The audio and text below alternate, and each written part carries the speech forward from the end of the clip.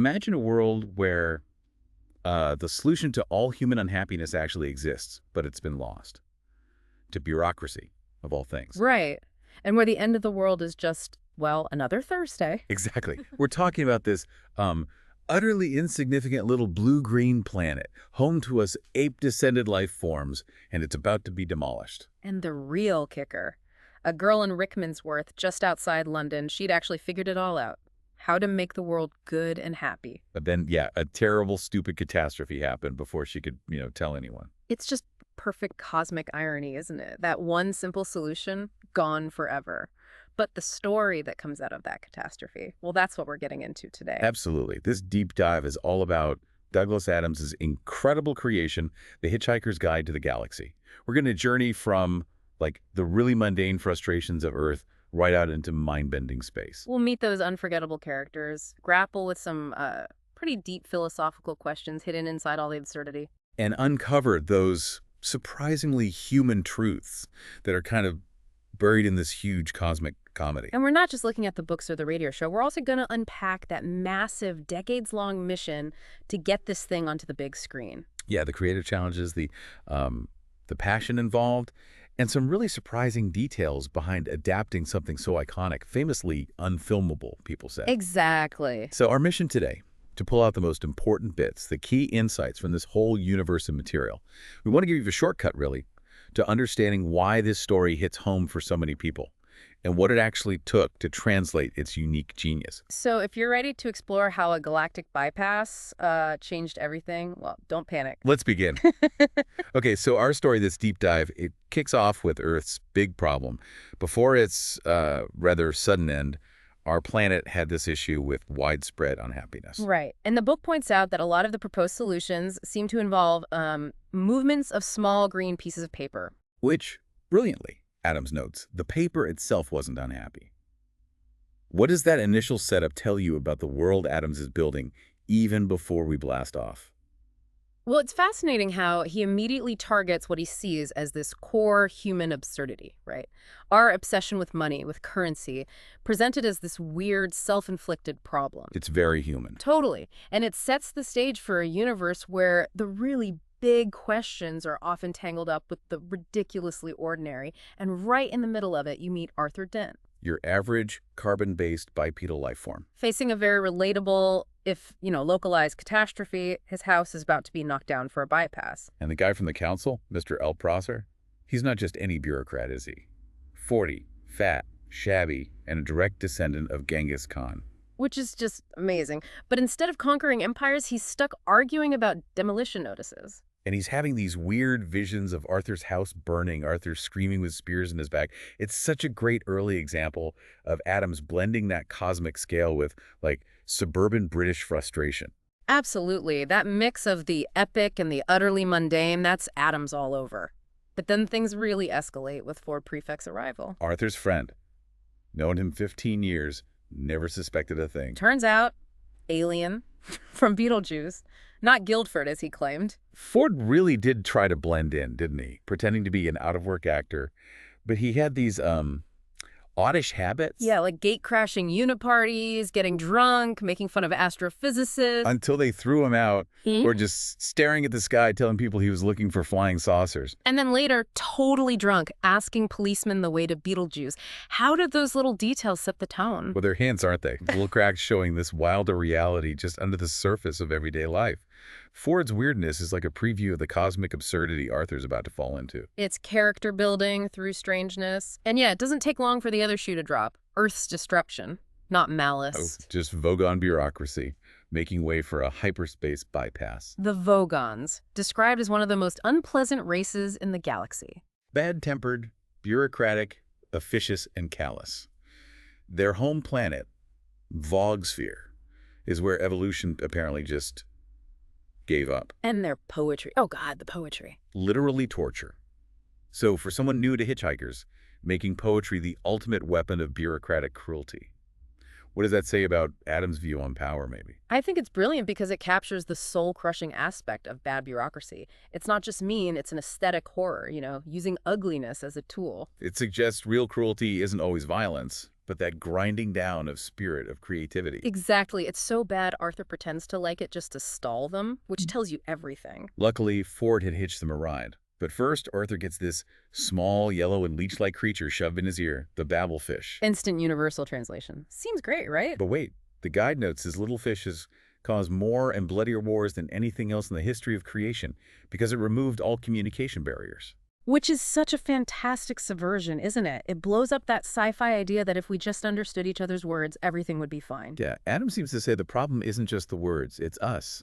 Our intentions, our egos, our inability to actually agree even when we understand perfectly. Precisely. It dismantles that utopian dream.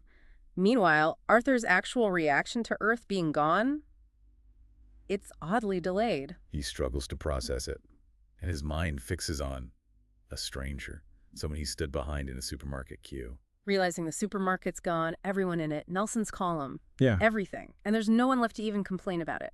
Why that specific detail, do you think? A stranger in a queue. It makes it so universal, maybe. It's not just his personal loss, but the loss of the whole familiar, messy, ordinary fabric of life.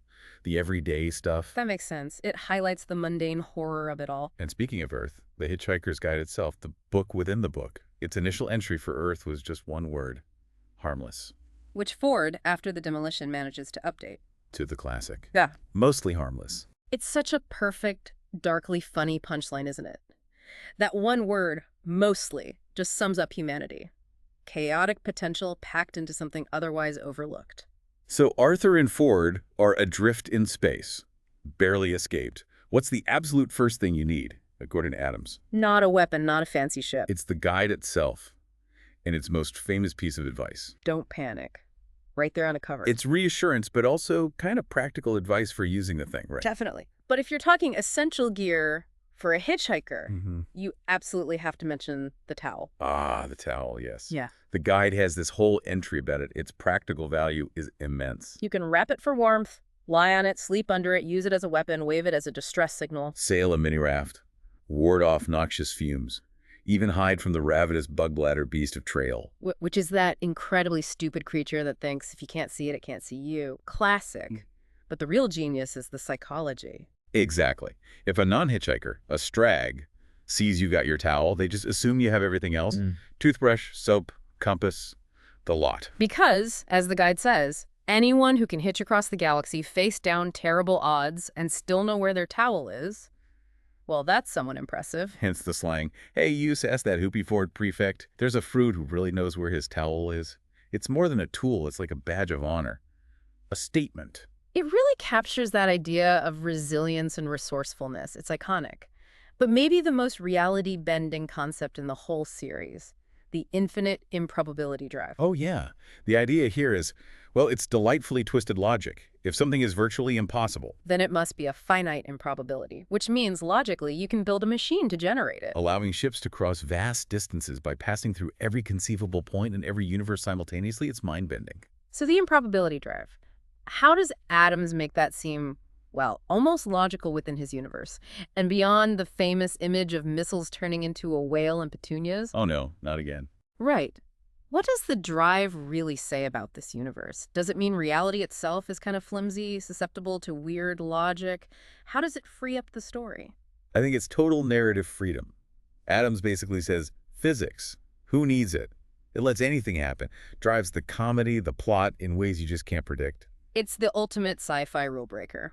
And speaking of improbable things, the ship that picks them up, the Heart of Gold, powered by that very drive. And crewed by an equally unlikely bunch. First up, Zaphod Beeblebrox. Adventurer, ex-hippie, generally a good timer.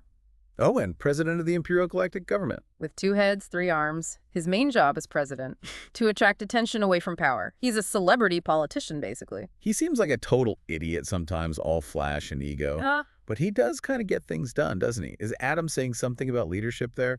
That distraction can be effective? It's definitely a satire on that kind of celebrity leader, I think. He's a walking diversion, keeping everyone from looking at who's really pulling the strings. Then you've got Trillian, Earthling.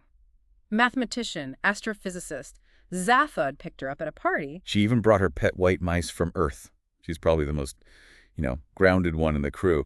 Intellectually curious, capable. And finally, Marvin, The paranoid android, or, as the book calls him, the manically depressed robot. With a brain the size of a planet Yeah. and the genuine people personalities feature, which he finds ghastly. Always complaining, life, don't talk to me about life.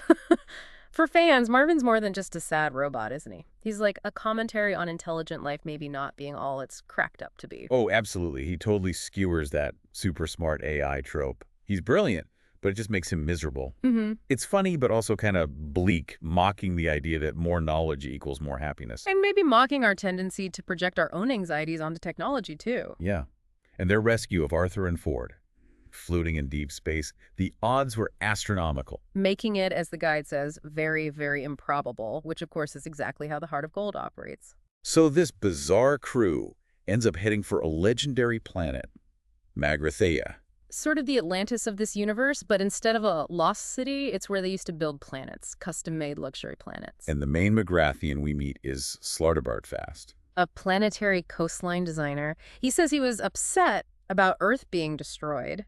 He actually won an award for designing Norway. Specifically the fjords. He was very proud of the lovely crinkly edges. He's this wonderful, eccentric, cosmic craftsman. Takes pride in his work, even if it's designing continents. And this is where things get really wild. Slartibartfast drops the bombshell about Earth. It wasn't just a planet. It was a computer, a massive organic computer, commissioned, paid for, and run by Mice. Vastly hyper-intelligent pan-dimensional beings who just look like mice. the cheese obsession, the squeaking, just a front. Earth's whole purpose, to calculate the ultimate question to life, the universe, and everything. Which was needed because the second greatest computer in the universe, Deep Thought, had already calculated the answer after 7.5 million years. And the answer was 42. which famously annoyed the philosophers, Magicthes and Rumfundel. They demanded rigidly defined areas of doubt and uncertainty to keep their jobs. Yeah, one of them says, what's the point arguing if God exists if a computer can just give you his phone number? So the answer is 42. It seems so simple, almost disappointingly so. But what does atoms do with that? How does it mess with our expectations about ultimate knowledge? What's the commentary here? The genius of 42 is that it's the perfect non-answer, right? It's precise, but totally meaningless without the question. Adams just brilliantly skewers our human need for one single answer to everything. He seems to suggest the journey, the questioning, is the important bit, and maybe the answer is just a cosmic joke. Exactly. The problem is nobody knows the actual question, which is where Arthur comes in, the mice having escaped Earth's demolition. They want to buy Arthur's brain. Because they think the structure of the question is encoded in his brainwave, somehow left over from the Earth computer program. Arthur's reaction, understandably, is horror, especially when they talk about preparing, treating, and dicing it. They offer him an electronic replacement brain, programmed to say basic things like, what? I don't understand. And where's the tea? It's hilarious, but Adams uses this whole absurd scenario, mice wanting a human brain, to poke at our assumptions about intelligence, doesn't he? It flips everything. Humans aren't the smartest beings, after all. Yeah, it makes you wonder who the real architects of reality are, and if our whole quest for knowledge is just, research for some cosmic 5D chat show. It's a brilliant philosophical comedy. It really is. Okay, let's shift gears a bit, though it's all connected. The journey to get this onto the big screen, it was epic. Decades long. Douglas Adams himself desperately wanted a film. He called the struggle the single most substantial professional frustration of his life. He apparently estimated he spent 5 years of my professional life on this fucking film.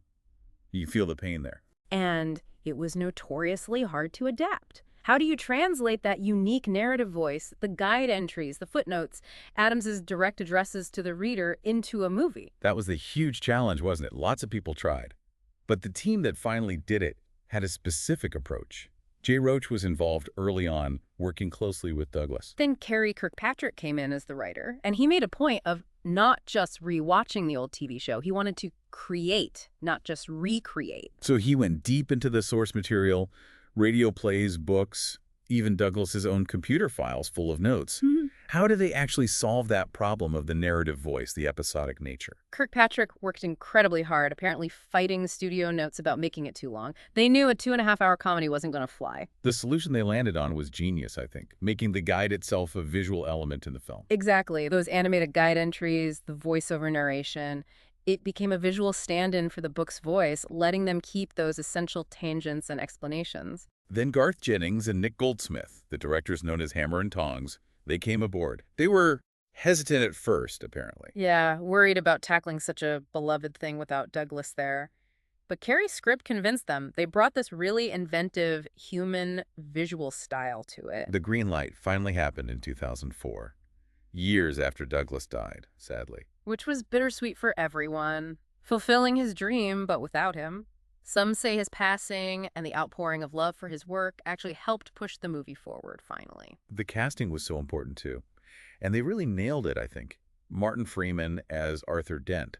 He wanted to play him as just a normal guy, not a funny caricature. Which makes sense. Arthur has to be relatable, right? Even while dealing with losing his planet, Freeman felt Arthur needed to grow from just sulking into someone who starts to take a bit of control. How did Freeman's, quiet desperation work for that? It grounded everything perfectly. His reactions to the utter madness felt real, which somehow made the absurdity even funnier. You saw it through his eyes.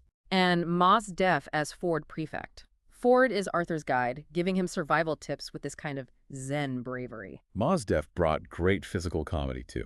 That entrance with the shopping trolley. And apparently, he had the book with him on set every single day. Then Sam Rockwell as Zaphod Beeblebrox. He just was that rock star persona. Tackling the two heads. Yeah. Each with a different vibe, one angry, one maybe slightly smarter. Rockwell's physicality, the dancing, eating fudge during a speech. He made Zaphod this chaotic, magnetic mess. Totally. And Zooey Deschanel as Trillian. They made her character feistier, more proactive for the film, driven by her intellect. She's often the one taking charge while the guys are, as she put it, faffing around. She said she felt semi-alien herself, which helped her connect with Trillian, feeling like Earth was too small for her. What did her version add to the crew? I think she provided a really necessary anchor. Smart, capable, often figuring things out first. She wasn't just along for the ride, she was driving parts of it. And Bill Nighy as Slartibartfast. He wasn't just the standard old wise man. He brought these lovely, mundane, human flaws and that slightly informal, colloquial way of speaking. And that little snort he did. It perfectly captured Adams's knack for giving even cosmic beings these very human quirks. He made Slartibartfast feel gentle and proud of his fjords. It's also cool how they worked in some of Douglas Adams's later ideas, like the Vogon paddles. Oh yeah, the things that literally smack Vogons in the face if they have an interesting thought.